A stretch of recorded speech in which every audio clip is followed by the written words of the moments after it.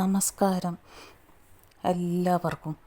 ഇന്നത്തെ വീഡിയോ ഞാൻ ചെയ്യുന്നത് ഒരുപാട് പേരുടെ അഭ്യർത്ഥന കൊണ്ടാണ്. എനിക്ക് സർവിക്കൽ സർജറി കഴിഞ്ഞതിന് ശേഷം നിരവധി പേർ മെസ്സേജ് അയച്ച് ചോദിച്ചിരുന്നു, ചേച്ചി സർവിക്കൽ പ്രശ്നം തുടക്കത്തിലാണെങ്കിൽ എന്ത് ചെയ്യാം, എക്സസൈസ് ഉണ്ടോ?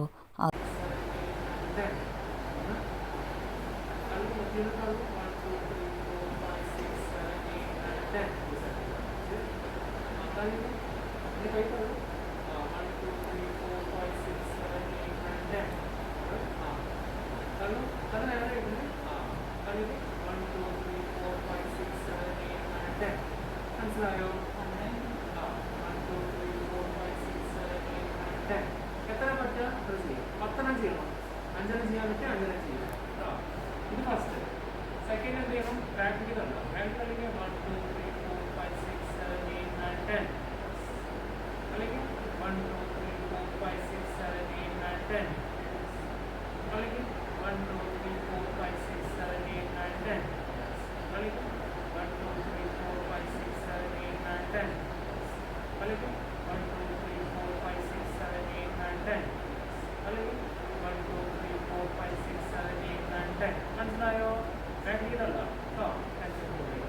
അടുത്ത സൈഡിലേക്ക് അല്ലെങ്കിൽ 1 2 3 4 5 6 7 8 9 10 അല്ലെങ്കിൽ 1 2 3 4 5 6 7 8 9 10 അല്ലെങ്കിൽ 1 2 3 4 5 6 7 8 9 10.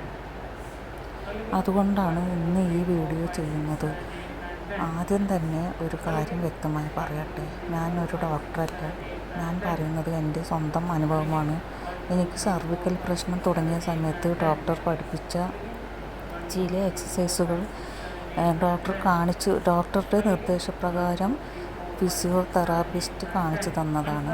അപ്പോൾ വീഡിയോ എടുത്ത് വെച്ചതാണ്. അവർ തന്നെ പറഞ്ഞിട്ടാണ് വീഡിയോ എടുത്ത് വെച്ചത്.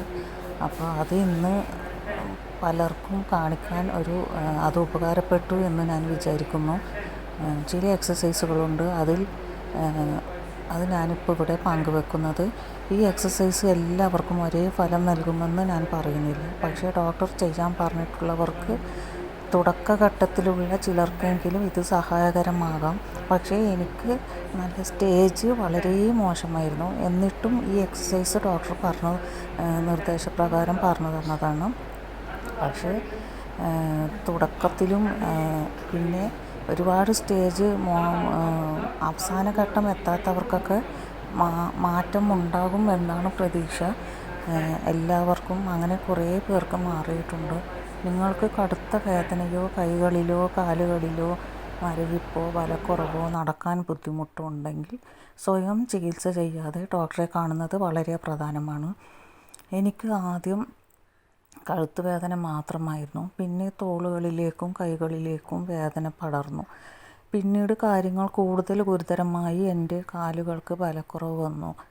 നടക്കാൻ പോലും ബുദ്ധിമുട്ടായി. ആ സ്റ്റേജിലെത്തിയതുകൊണ്ടാണ് എനിക്ക് സർജറി ചെയ്യേണ്ടി വന്നത്. പക്ഷേ എല്ലാവരുടെയും അവസ്ഥ അങ്ങനെ ആവണമെന്നില്ല.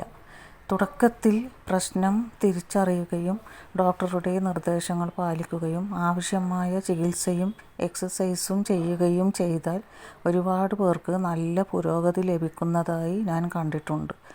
എൻ്റെ കുടുംബത്തിൽ പോലും സർവിക്കൽ പ്രശ്നം തുടക്കത്തിലുണ്ടായിരുന്ന ചിലർ ഡോക്ടർ നിർദ്ദേശിച്ച ഈ എക്സസൈസുകൾ സ്ഥിരമായി ചെയ്തപ്പോൾ വേദന കുറയുകയും നല്ല മാറ്റം ഉണ്ടാവുകയും ചെയ്തിട്ടുണ്ട്. അതുകൊണ്ടാണ് ഈ വീഡിയോ ആരെയെങ്കിലും സഹായിക്കുമെന്ന പ്രതീക്ഷയിൽ ഞാൻ പങ്കുവെക്കുന്നത്. ഈ എക്സസൈസ് ചെയ്യുമ്പോൾ ഒരിക്കലും തിരക്ക് കൂട്ടരുത്, വേഗത്തിൽ ചെയ്യരുത്, കഴുത്ത് ബലമായി തിരിക്കരുത്, വേദന സഹിച്ച് ചെയ്യരുത്. വേദന ഉണ്ടെങ്കിൽ ഒരിക്കലും ചെയ്യരുത്. പതുക്കെ ശാന്തമായി ഡോക്ടറുടെ നിർദ്ദേശത്തിൽ ഇവർ ഇപ്പോൾ എനിക്ക് കാണിച്ചു തരുന്ന രീതിയിൽ മാത്രം ചെയ്യുക. ശരീരം പറയുന്ന കാര്യങ്ങൾ ശ്രദ്ധിക്കുക. എക്സസൈസ് ചെയ്യുമ്പോൾ വേദന കൂടുകയോ കൈകാലുകളിൽ മരവിപ്പ് വർദ്ധിക്കുകയോ ചെയ്താൽ ഉടൻ നിർത്തി ഡോക്ടറെ സമീപിക്കുക. ഇനി ഒരു പ്രധാന കാര്യം പറയാം. സർവിക്കൽ പ്രശ്നം വന്നാൽ പലരും ആദ്യം പേടിച്ചു പോകും. ഇനി എൻ്റെ ജീവിതം എന്താകും? ഞാൻ പഴയതുപോലെ നടക്കുമോ? എനിക്ക് സർജറി വേണ്ടി വരുമോ? ഇങ്ങനെ ഒരുപാട് പേര് ചോദ്യങ്ങൾ മനസ്സിൽ വരും. ഞാനും അതേ അവസ്ഥയിലൂടെ കടന്നുപോയ ആളാണ്. ആ പേടി എനിക്കും മനസ്സിലാകും. പക്ഷേ പേടി കൊണ്ട് രോഗം മാറില്ല. ശരിയായ ചികിത്സയാണ് മാറ്റമുണ്ടാക്കുന്നത്. ഡോക്ടറിലൂടെ വിശ്വാസം, ക്ഷമ, പോസിറ്റീവ് മനോഭാവം ഇവയൊക്കെ റിക്കവറിയിൽ വലിയ പങ്ക് വഹിക്കുന്നുണ്ട്. ഒരിക്കലും ഇൻ്റർനെറ്റിൽ കാണുന്ന എല്ലാ വിവരങ്ങളും വിശ്വസിക്കരുത്. ഓരോരുത്തരുടെയും ശരീരം രോഗത്തിൻ്റെ കാരണവും വ്യത്യസ്തമാണ്. അതുകൊണ്ടാണ് മറ്റൊരാൾക്ക് ചെയ്ത ചികിത്സ നമുക്കും ശരിയാകണമെന്നില്ല. പിന്നെ നിങ്ങളുടെ ഡോക്ടറുടെ നിർദ്ദേശമാണ് ഏറ്റവും പ്രധാനപ്പെട്ടത്. ആരോഗ്യത്തെ ഒരിക്കലും അവഗണിക്കരുത്. ദീർഘനേരം മൊബൈൽ താഴ്ത്തിപ്പിടിച്ച് നോക്കുന്നത് കുറയ്ക്കുക. ഞാനിപ്പോൾ മൊബൈൽ യൂസ് ചെയ്യുന്നതേ കുറവാണ്. യൂസ് ചെയ്യലേ ഇല്ല എന്ന് വേണമെങ്കിൽ പറയാം. കമ്പ്യൂട്ടറിന് മുന്നിൽ ജോലി ചെയ്യുമ്പോൾ ഇടയ്ക്കിടെ എഴുന്നേറ്റ് ചെറിയ ബ്രേക്ക് എടുക്കുക. കഴുത്തിന് ശരിയായ സപ്പോർട്ട് നൽകുന്ന രീതിയിൽ ഇരിക്കാൻ ശ്രമിക്കുക. നല്ല ഉറക്കം ശരീരത്തിന് വളരെ പ്രധാനമാണ്. ആവശ്യത്തിന് വെള്ളം കുടിക്കുക. സമീകൃതമായ ഭക്ഷണം കഴിക്കുക. കാരണം നമ്മുടെ ജീവിതം ശക്തമായിരിക്കുമ്പോൾ രോഗങ്ങളിൽ നിന്ന് മുക്തി നേടാനും എളുപ്പമാകും. എനിക്ക് സർജറി കഴിഞ്ഞപ്പോൾ പലരും ചോദിച്ചു, ചേച്ചി ഇപ്പോൾ എങ്ങനെയുണ്ട്? ഞാൻ പറയുന്നത് ഇതാണ്: റിക്കവറി എന്നത് ഒരു ദിവസത്തെ കാര്യമല്ല. അത് പതുക്കെ നടക്കുന്ന ഒരു യാത്രയാണ്. അതിന് ക്ഷമ വേണം, പ്രതീക്ഷ വേണം. അതിലും പ്രധാനമായി സ്വയം വിശ്വാസം വേണം. ഈ വീഡിയോ കാണുന്ന ആരെങ്കിലും ഇപ്പോൾ സർവിക്കൽ പ്രശ്നം കാരണം വിഷമിക്കുന്നുണ്ടെങ്കിൽ നിങ്ങളോട് ഞാൻ ഹൃദയത്തിൽ നിന്ന് പറയുന്നത് നിരാശപ്പെടരുത്.